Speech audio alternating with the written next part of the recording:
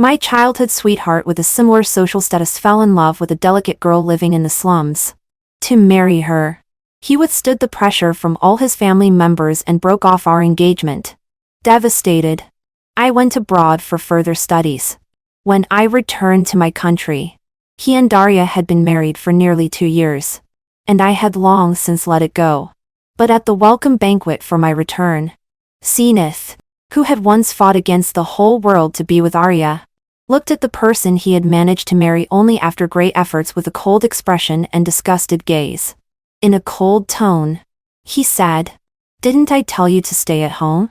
Why are you out here making a fool of yourself?" When I returned to my country, my domestic friends prepared a grand welcome banquet for me. Zenith actually came as well. 7 years ago.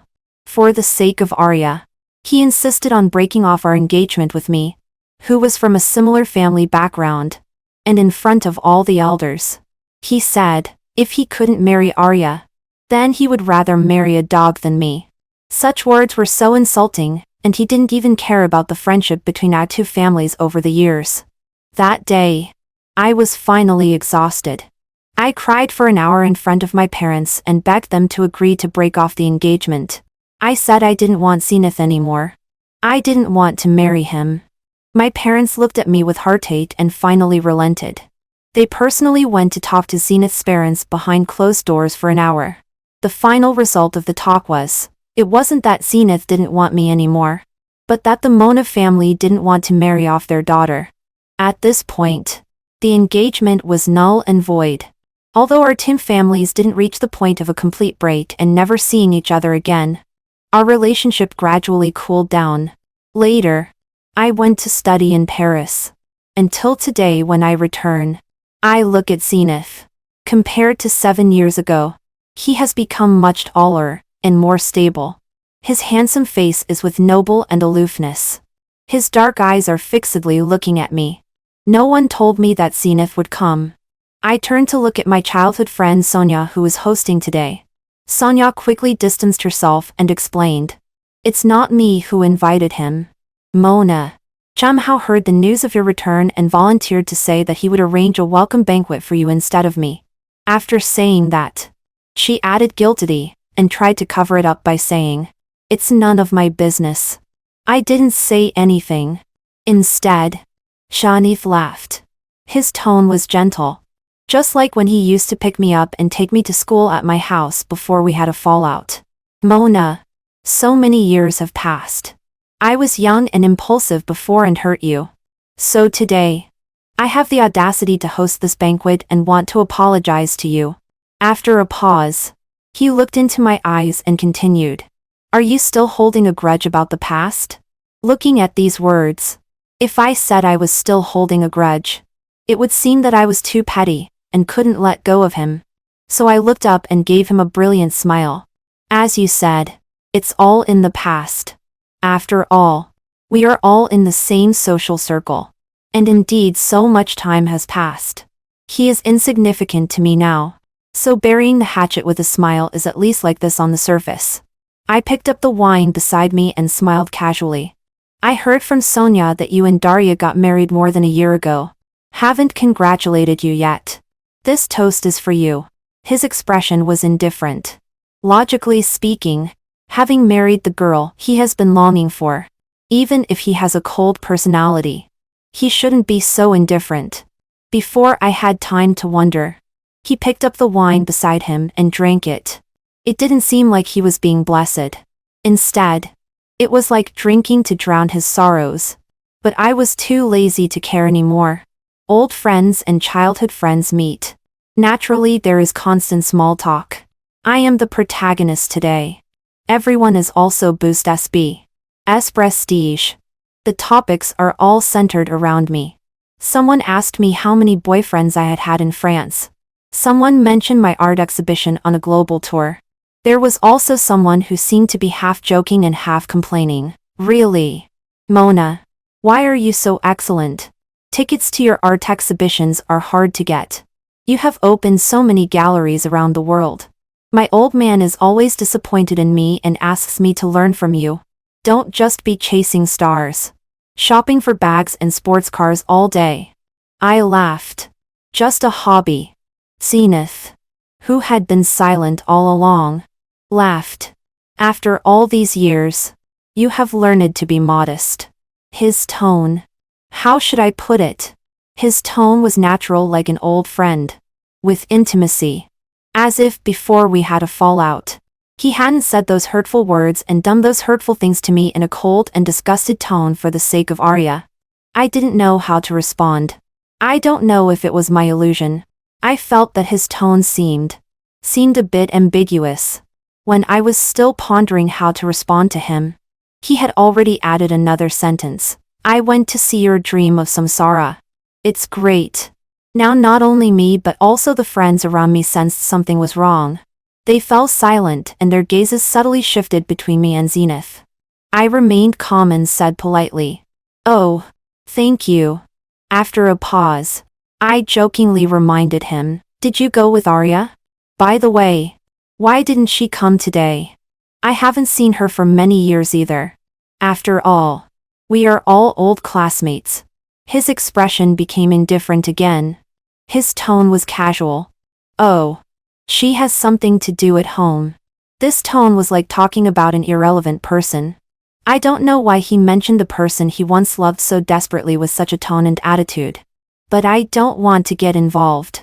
So I laughed twice and changed the topic. Until the end of the gathering, we saw Arya sitting on the sofa in the hall at the entrance of the club. Her eyes were fixed on the direction of the private VIP elevator. Her expression was tense, anxious and uneasy. As soon as the elevator door opened, she suddenly stood up from the sofa. It seemed that she had been sitting here waiting for us to come out. Everyone was stunned. She forced a smile and looked around, until her gaze fell on me beside Zenith. Her face instantly turned pale. She stared at me in a daze, looking lost and dejected, as if facing a formidable enemy. I was baffled. Arya has changed a lot. I remember the first time I saw her was when she transferred to our class in the second semester of her senior year in high school. At that time, she was wearing the school uniform and standing on the podium. She was so thin that she seemed malnourished. The clothes hung loosely on her body. Her facial features were ordinary and plain. There was a look of nervousness and uneasiness on her face. The head teacher was very happy and said, "This is Arya, who is always ranked high in the provincial joint entrance examinations. Everyone, welcome." Countless inquisitive gazes fell on Arya in silence. We attend a private aristocratic high school where everyone is either wealthy or of noble status. Academic achievements are not the only factor for acceptance. Not to mention Arya's unimpressive appearance. At that time, I felt a bit sorry for her. So I smiled and was the first to start applauding. Only then did scattered applause ring out in the class. Until it filled every corner of the classroom, the head teacher smiled gratefully at me and pointed at me, saying to Arya, "This is the class monitor, Mona. If you have any problems, you can ask her for help." Although those words were said, Arya never asked me for help. Because she had Zenith protecting her. Zenith, who was my boyfriend at that time. When Arya transferred to our class, there was no extra seat except beside Zenith. So Arya became Zenith's desk mate. I don't know if their later betrayal of my feelings started to germinate from here. For example, Arya's family is poor. She has severe hypoglycemia and anemia. Once during morning self-study, she suddenly fainted. It was Zenith who carried her to the infirmary. For example, when Zenith's mother returned from Belgium and bought many gifts for me and Zenith. When she asked me to pick first, Zenith, who was standing aside, took out a box of handmade chocolates and said, "I want this box of candies." At that time, I was still puzzled because Zenith didn't like anything sweet. And I had never seen him have a special preference for chocolates at any time. Later, he also asked me for the pastry recipe of my family chef. I found it troublesome and asked my family chef to make it and send it to him directly. At that time, I still thought Zenith had changed his taste. It wasn't until later that I saw the candy wrapper on Arya's desk. as well as the pastries made by my family's chef that I gave to Zenith. It's Arya who loves chocolates. It's also Arya who likes pastries and sweets. I convinced myself that this was just some way for Zenith to care for his pure-destined mate. Although Zenith is not a kind person who loves to meddle and save others. In fact, it's not that I didn't have doubts. It's just that Arya is really too ordinary. I never thought that Zenith would betray me and fall in love with Arya. After all, I am so excellent. I am the most beautiful person in the whole school.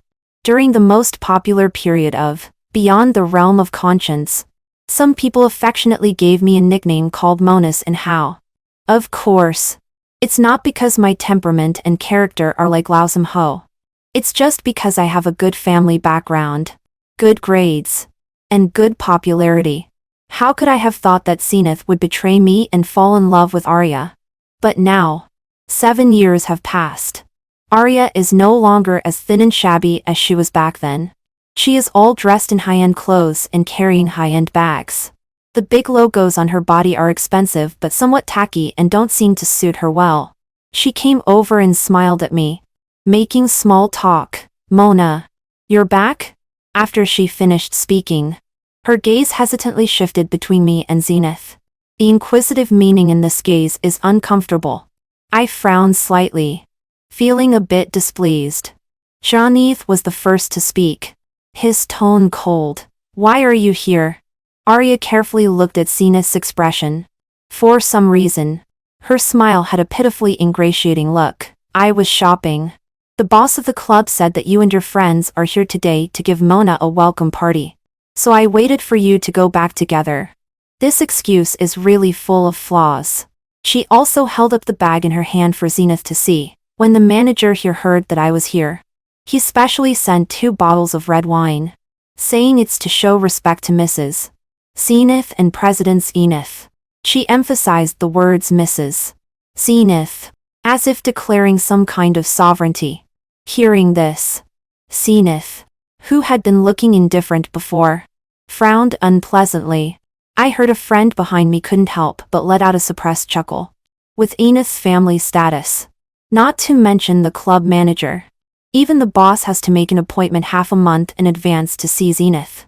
She is Zenith's wife, holding 2 bottles of wine given by a manager as if they were treasures and presenting them to Zenith like showing off a treasure. This is really unimpressive and beneath one's dignity. Obviously, such embarrassing things should have happened many times in the more than 1 year since Arya married Zenith. Because Zenith's voice was very impatient, and not at all polite. "Didn't I tell you to stay at home? Why do you come out and make a fool of yourself?" A friend behind laughed out loud. Arya's already pale face suddenly turned deathly pale. She looked at Zenith helplessly. She didn't know why Zenith suddenly got angry, or where she had gone wrong. No one explained the reason to her, and no one taught her what to do. Everyone was laughing at her lack of knowledge and unimpressive appearance. I was a bit surprised by Zenith's attitude. Subconsciously, I turned my head to look at him. His face was cold and indifferent in the suppressed laughter of everyone, as if the person being laughed at wasn't the one he had painstakingly married. I was stunned for a moment. He wasn't like this before. At that time, Arya had experienced some collective isolation in the class because she didn't fit in. Later, Zenith wanted to break off our engagement because of her. I also bullied Arya. But every time, Zenith would stand in front of Arya and defend her and protect her. But now he stands here, looking down at Arya standing in front of him, his expression cold, with a barely perceptible trace of weariness and impatience in his eyes. He is really a different person from back then. How can he despise Arya? Has he forgotten how he treated me back then in order to defend Arya? The first time Zenith stood up for Arya was in an English class. For us, among all subjects, the one we are most at ease with is probably English. Since we were 2 years old, there will be several resident English foreign teachers in our family. We communicate in English all the time, from grammar to pronunciation. They are as standard as British aristocrats. This is one of our essential basic skills. That day, the English teacher called on Arya and asked her to read a text. When she uttered the first sound as she stood up, There was commotion below. Until she read halfway. Finally someone couldn't help but let out a "Faft" and laugh. It cannot be denied that her grades are very good. But probably because she hasn't received systematic education. Her pronunciation is awkward. With an embarrassing embarrassment. This laughter seemed contagious and gradually became noisy until Arya stood there without making any sound. The English teacher was also a bit helpless and asked her to sit down. Then tried hard to change the topic. After class, Sonia deliberately walked to Arya's side and loudly imitated her pronunciation to communicate with her companions in English. She imitated it vividly, and the people beside her couldn't help but laugh. Arya sat at her seat with her head down, and the broken hair on her forehead hung down. Looking from the side, I couldn't see her expression. But her profile was thin, and only her shoulders carried a restrained emotion. I don't know why. But suddenly I felt a bit disinterested. I wanted to call out to Sonia and tell her not to bully the new classmate. But before I could open my mouth, Zenith, who had always disliked meddling in other people's business, took action first. He was originally lying on his seat sleeping. Hearing Sonia's ridicule, he got up expressionlessly and then casually picked up the Harry Potter in front of him. He knocked on the table with the thick cover of the book. The thumping sound was very obvious. Amidst this sound, he coldly looked at Sonia, who was laughing at Arya, and coldly said, "Shut up. It's so noisy." Sonia's smile froze on her face. The classroom was deadly silent. My gaze fell on Zenith. After a pause, I looked at Sonia and smiled gently, breaking the awkward silence. I said, "Sonia, class is about to start." Sonia turned around and made a choosing gesture at me, nodding along as she took the steps. She pulled her companion and returned to her seat, obediently saying, "I know." I glanced at Arya out of the corner of my eye. She tilted her head and looked at Zenith with bright eyes and was quietly talking to him. I think she was probably thanking him. But Zenith had a nonchalant expression and no emotional reaction. Later, after having lunch, I met Arya in the library again. At noon, the library is the least crowded time because most people are eating, sleeping, or chatting about the latest gossip. She was sitting in a hidden corner by the window. I heard her laboriously practicing her accent with a small player. I didn't think much of it, and was about to take a nap on the other side. Until I saw Zenith. He was still as handsome as ever and looked unconcerned. He walked in with his English original version of Harry Potter, and didn't stop until he reached Arya. He stood next to Arya, and said, "Practicing like this is useless for you." As he spoke, he sat down beside Arya casually, opened the Harry Potter in his hand, and pointed to a sentence and said, "Read this sentence for me." With Zenith's encouragement, Arya blushed, and after holding back for a long time, she slowly and intermittently read out a little bit. My Taichei been drifting into an uneasy sleep, but the cat on the wall outside was showing no sign of sleepiness. Zenith's fingertip was on drifting. I heard him patiently teaching Arya how to pronounce a beautiful British accent. The library was so quiet. The sunlight shone in through the huge window. One could see tiny gold and dust dancing in the air. And those two gentle men and women bathed in the sunlight were like a painting.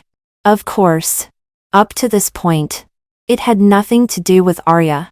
She was just passively accepting Zenith's help. Until finally, I saw her staring at Zenith's face and blushing little by little. Then she said enviously in a low voice to Zenith, "I really envy Mona." What she envied was self-evident. From that moment on, I began to dislike Arya. For of course, no one could tell that I didn't like Arya.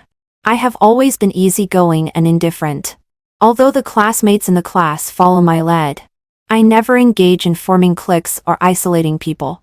At first, I targeted her in physical education class. Boys and girls practiced tennis separately, and everyone chose their own partner. As expected, Arya was left over. She stood awkwardly in the middle of the court with a racket in her hand, looking around with a flushed face. Looking helpless, pitiful, and weak. I smiled, walked over, and extended my hand to her, saying, "Let's be a team." She was somewhat flattered and looked at me in surprise, stammering, "Me? Me?" I nodded and smiled and said, "Yes. You." She smiled at me, looking very grateful. Thinking of the scene between her and Zenith in the library, I wiped off the smile on my face completely in an instant as I turned around. I thought expressionlessly, hoping she could still smile later. Arya didn't catch any of my balls. Like walking a dog. Every time I served the ball, I would hit it to a place where Arya couldn't reach. She was in a panic and tried her best, running around and reaching everywhere, but could only keep picking up the ball. While picking up the ball, she also apologized to me. I'm sorry. I'm really too bad." She didn't realize that I was deliberately making things difficult for her. Until later, there were gradually classmates gathering around us. I heard a classmate behind me whisper, "What's wrong with school beauty Mona? I've never seen her treat a person like this." When did the new student offend school beauty Mona? I smiled as if I hadn't heard anything. I served the ball in a tricky way until Arya tumbled and fell to the ground while trying to catch one of my balls. I stood smiling in place and apologized to her without any apology. "Oh, I'm really sorry." She lowered her head, covering her swollen and red knee, and said in a low voice, It's okay."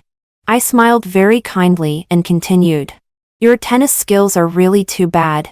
In the group match later, you mustn't hold me back." Arya apologized while struggling to stand up in a messy way. People around were watching the excitement. Until Zenith came over. He looked at me and then took the racket from Arya's tearful hand and looked at me coldly. He smiled and said, "She has poor tennis skills. Mona, I'll practice with you." I was badly beaten by Zenith. For fairness, he still used his left hand. When he was 12 years old, he won the championship in the youth tennis competition. I just practiced for 2 or 3 years back then to have a common topic with him. My amateur level is really nothing in front of him. I forced myself to play with him for half an hour and caught very few balls. But fortunately, I didn't need to pick up the balls. Every ball that I couldn't catch would be picked up by a boy who had a crush on me and handed to me. I just stubbornly looked at Zenith. He didn't show any mercy at all. Until the last ball.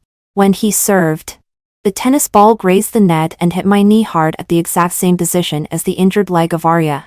I couldn't bear the pain. If someone hadn't exclaimed and supported me, I would have directly knelt on the ground in pain. Zenith was indifferent and looked at me coldly and coldly said, "Mona, with your skill, even if no one holds you back, you still can't win." After he finished speaking, he looked back at Arya and waved at her, saying, "Come here. Let's go." Arya looked at him like Shirchia looking at the supreme treasure descending from the sky. She nodded obediently and said, "Okay." Later, several classmates sent me to the infirmary. After applying the medicine, Sonia accompanied me. Sonia has always been careless. But that day she also sensed something was wrong. She asked me, "Mona, is Zenith crazy?" What was said came true. Later, the things he did were indeed crazy. For early access, go to 8 bus. But now, how ridiculous. He actually regrets it. It's really hilarious. Several days after the welcome banquet, Sonia dared to call me. She asked cautiously, "Mona, are you angry?" While adjusting pigments, I said casually, "Angry about what?"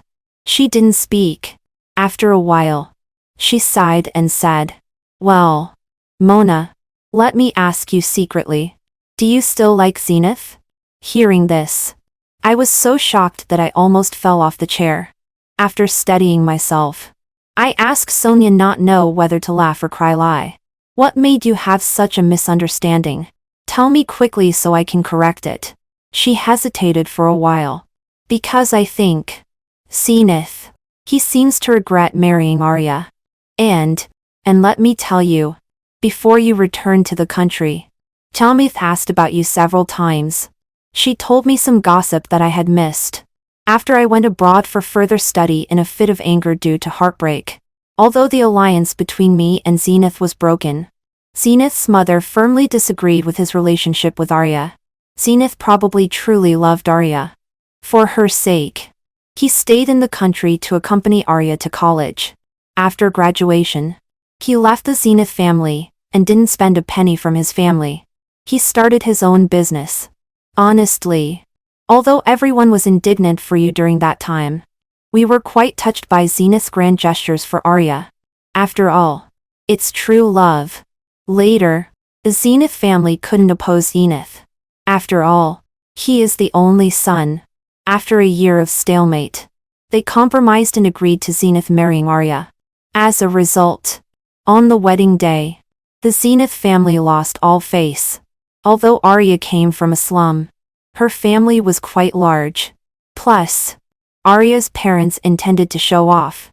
All of Arya's distant relatives and neighbors heard that the daughter of the Arya family had climbed a high branch. They came to the wedding banquet in droves to drink wedding wine. At that time, probably to maintain Arya's face in front of his own family, Shanith didn't separate the tables at the wedding banquet. The relatives of the Zenith family, business partners, and the relatives of the Arya family were all in one banquet hall. As a result, one can imagine, a noisy group of people were shouting loudly. Children were running and shouting everywhere.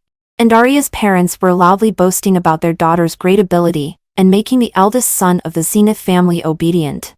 It is said that one of Arya's uncles, in order to act superior, even asked Zenith to kneel down and kowed out to him when toasting. A person like Zenith, who is surrounded by stars and held in high esteem, probably has only knelt in the ancestral hall of the Zenith family. That night, Shanith's mother was so angry that she was hospitalized. This was the beginning of his and Arya's wedding. Later, Arya's family often swaggered and cheated under Zenith's name. Shanith has dealt with many thorny matters. Arya's brother's drunk driving and killing someone, uncle's house purchase, aunt's child's schooling, disabled father's job. Big and small matters piled up. Up to now, the little affections Enith had for Arya has been completely exhausted. I listened indifferently. For some reason, I suddenly thought of Zenith standing in front of me back then and explaining to me why he fell in love with Arya. He said to me coldly word by word, "Mona, you are a wealthy young lady who has had a smooth life and gotten everything she wants since birth. But Arya has nothing but has taken root in the soil and grown a dazzling light of her audacious growth. I really like Arya. I like her exuberant vitality and unyielding soul." His words from back then are still vivid in my mind. But the admiration and liking from back then are almost gone. Why? Is it that Arya's vitality is no longer exuberant or that her unyielding soul no longer dazzles him? Extremely ridiculous. I casually interrupted Sonia, my tone a bit cold. I don't care what happens between him and Daria. His affairs have nothing to do with me. I don't want to hear about it, and I'm not interested. Sonia, if you mention him in front of me again, our friendship is over. Okay. Sonia hurriedly apologized. I'll never mention it again. I just want what's best for you. After all, you back then. She held back the rest of her words. But I know what she wants to say. After all, I liked Zenith so much back then. But the past is like the wind. Who will only love one person in their lifetime? Especially someone who has hurt themselves.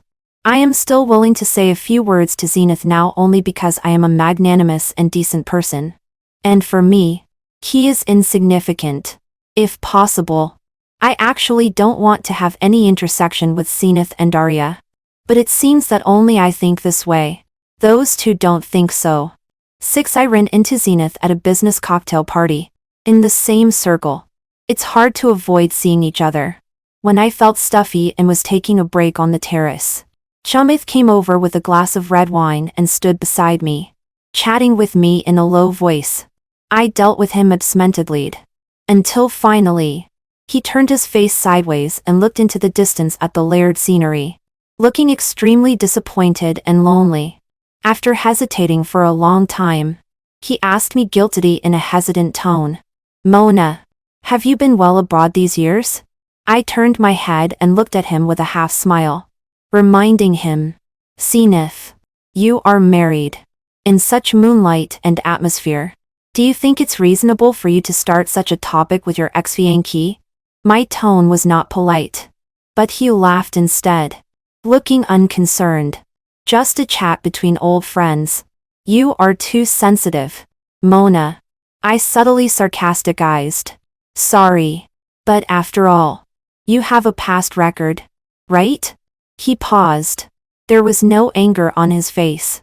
Instead, he gave a wry smile. He sighed and looked at the scenery in the distance again. He said, I'm just too tired. Everyone knows why he is tired. The wife Zenith married has almost become a joke in the entire circle. Jokes about the Zenith family are not common. I didn't pick up his words but gracefully picked up my own glass beside me and was about to leave. Before leaving, I gave him a polite smile and said, but this is someone you carefully chose. And next time we met was at Zenith's mother's birthday banquet. Since I returned to the country, Shumit's mother has often called me. Over the years, although the relationship between our family and the Zenith family has gradually cooled down, we still have some business dealings. Moreover, Shumit's mother used to love me very much. I can satirize Zenith who betrayed me, but I can't not give Zenith's mother face. She called me personally. Mona, Aunt's birthday is next Wednesday. Do you have time to come? You child. You left for 7 years and didn't even make a single phone call, when invited by an elder personally. As a junior, it's naturally not good to refuse. After hanging up the phone, I went to pick out a suitable gift. Only when I arrived at the Zenith family did I feel something was wrong. Zenith's mother's birthday banquet was not held on a large scale, and there were no outsiders. It was just some relatives of the Zenith family. So my appearance is a bit strange. I was stunned for a moment. But when Zenith's mother saw me, she was very happy. Sitting beside her were female relatives of Zenith's family of the same age. Shunith's aunt by marriage. They were all very familiar elders. Zenith's mother waved and called me over and asked me to sit beside her. I paused. I didn't want to embarrass anyone on this occasion. So I kept smiling, walked over, and sat beside Zenith's mother. I didn't see Arya. Zenith's mother held my hand and looked at me carefully. For some reason, her eyes became moist. She said with emotion, this child has grown up under my eyes. Now she is becoming more and more beautiful and excellent. The people around echoed Zenith's mother's words and praised me as they looked at me, listening to the praises of those around her. Zenith's mother smiled again, with a nostalgic tone. She said, the first time I saw this child was when she was 5 years old. Her parents took her and moved next door to my house. Wearing a pink puff skirt, she was sweetly smiling as her mother led her over to give a neighbor's greeting gift. At that time, I thought, why didn't I have a daughter? On this occasion, I don't need to say anything. I just need to keep silent and smile at the right time. Zenith and Daria came back when it was time to eat. Zenith probably knew I was there and wasn't too surprised to see me. He even nodded at me. But Arya beside him turned pale again and was in a daze when she saw me. She forced a smile and greeted Zenith's mother. Mom, happy birthday. Zenith's mother glanced up at her as if she hadn't heard. Her face was as cold as ice and she didn't respond at all. She just held my hand and led me towards the dining room, saying, good child. Come and sit with Auntie. At this point, even if I were stupid, I could see that something was wrong. This awkwardness reached its peak during the meal because in front of me were all the dishes I used to love very much. Zenith's mother introduced them while feeling sorry for me. You child. You must have suffered a lot outside. You look so thin. Try this clear soup with bird's nest. It's your favorite when you were little. Every time Zenith made you angry, you would be fine as soon as he used this dish to coax you. Aunt One in the kitchen knew it was for you. She started soaking the bird's nest 4 or 5 days in advance. Come and taste if it's the same as before. Bang! Amidst Enith's mother's words, a commotion came from across. I looked up and didn't know if it was because of being absenced this. Arya knocked over her plate. There were servants nearby who wanted to come forward to clean up. But I don't know what Arya was thinking. She awkwardly refused the servants nearby, and took out a tissue to squat on the ground to clean up. There were still some panicked apologies in her mouth. I'm sorry. I'm sorry. When Arya was about to squat under the table in front of everyone, Enith reached out and pulled her. He looked at Arya coldly and said, "That's enough. Look at yourself." He turned his head and ordered the servant beside him, "Sister Ling, come and clean up." Enith's mother was probably extremely angry and was breathing rapidly. I heard her voice. So embarrassing. So embarrassing. Fortunately, it's all family. As long as the door is closed, it's fine. She turned her head to look at me and asked, "Mona, look. Look." She was probably really furious. In front of Arya, without any disguise at all, she said bluntly and unceremoniously, "If Enith had married you back then, there wouldn't be all these things." She covered her heart, probably because she was so angry that her heart ached. Holding my hand, she spoke without thinking. "Mona, Mona, I remember you used to like Enith very much. This stupid boy was confused and hurt you. But the past is like the wind. Can you forgive him? For Auntie's sake. Can you forgive him this time?" The entire restaurant was so silent that a pin drop could be heard. Everyone's eyes were on me. Even Enith's gaze was on me. For what his mother said in front of his wife. He didn't react at all. He just looked at me quietly with his eyes, as if waiting for my answer. Arya covered her mouth and ran out crying. But no one cared about her. I slowly put down my chopsticks on the table. First, I smiled and said to Enith's mother, "Zami's mother, I'm very happy that you didn't have a big celebration for your birthday but invited me over. When I was little, you were the one who loved me the most. Even after Enith betrayed me, I have never forgotten all the kindness you showed me. Today is your birthday. As a junior, I should have made you happy. But this question you asked me is really difficult to answer." I paused, smiled gracefully and responded to everyone's gazes. Finally, I said, "Enith's mother, I'm sorry. This time when I returned to the country, I was planning to introduce my boyfriend to my family. I'm going to be engaged. You watched me grow up. No matter what, the past is like the wind. I hope you can be there to witness my happiness." The whole place was silent. Enith's mother looked at me in surprise. After a long time, she asked, How come there's no news at all?" She paused for a long time before asking, "Which family's young master is so lucky?" I lowered my eyes. "The eldest son of the family. Ethan." I heard the sound of gasping. Enith's mother was silent for a long time. It was Enith's aunt, who came out to smooth things over.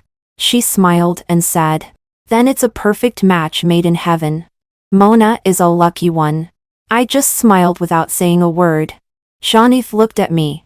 There was no emotion on his face. Only his eyes were complicated.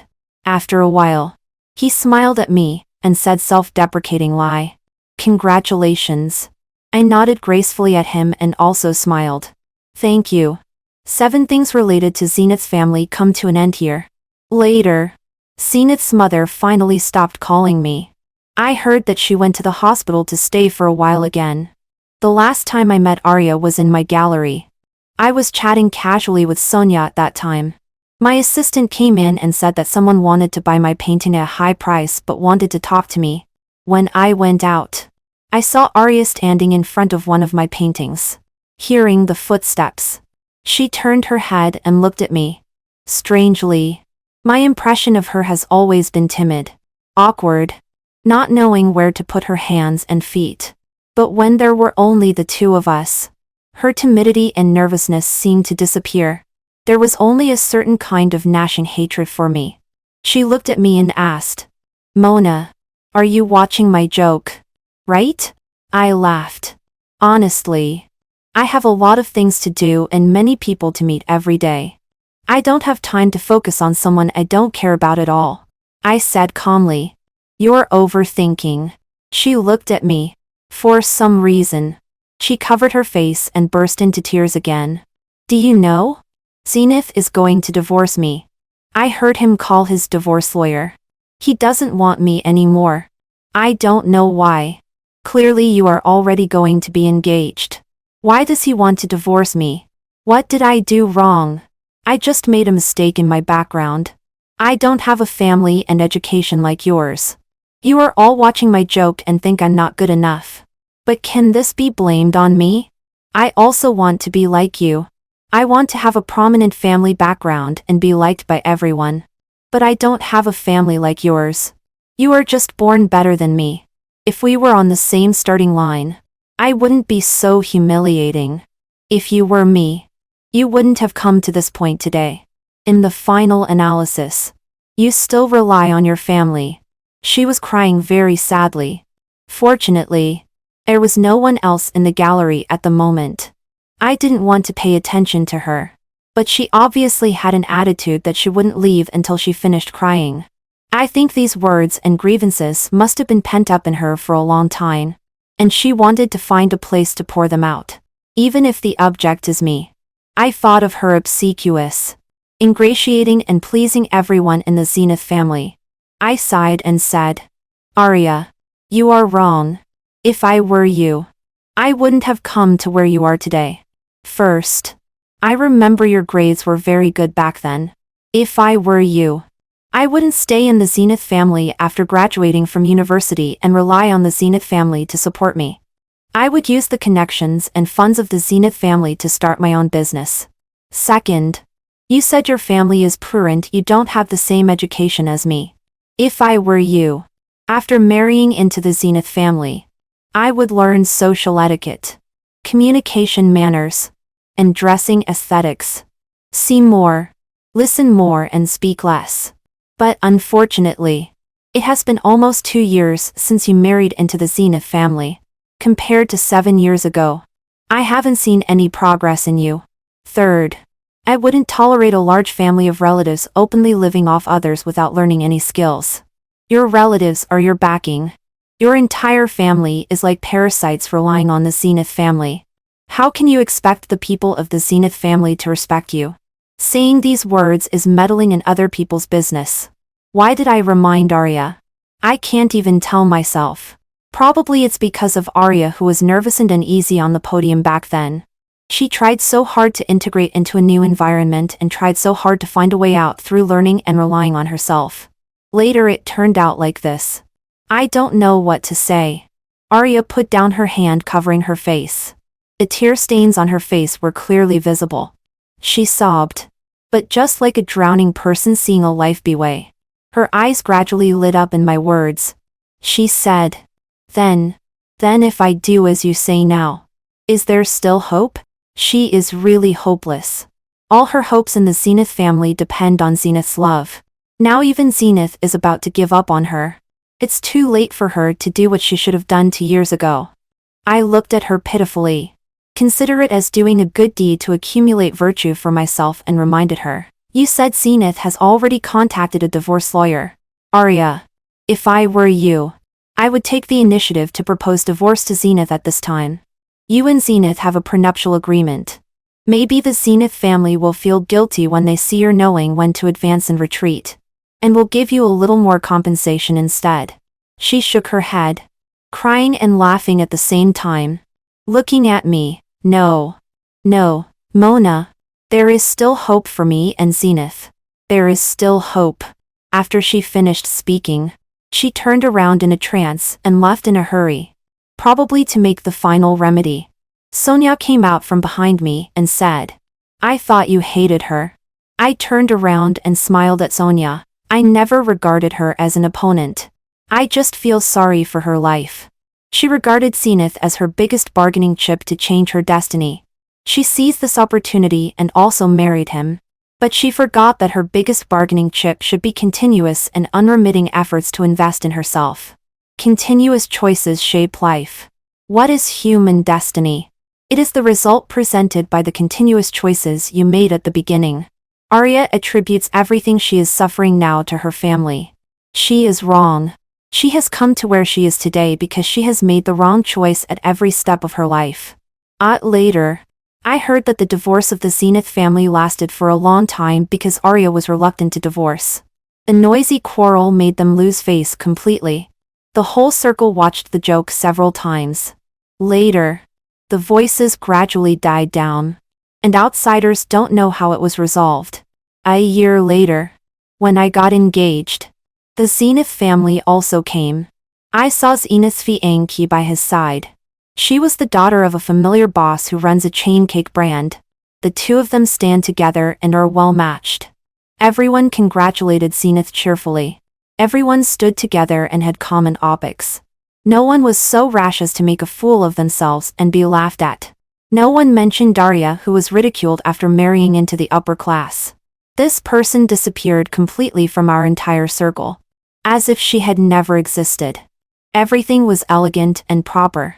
When I was holding champagne and watching everyone dance in the garden, my fiancé came over and put his hand on my shoulder and asked affectionately, "What are you thinking?"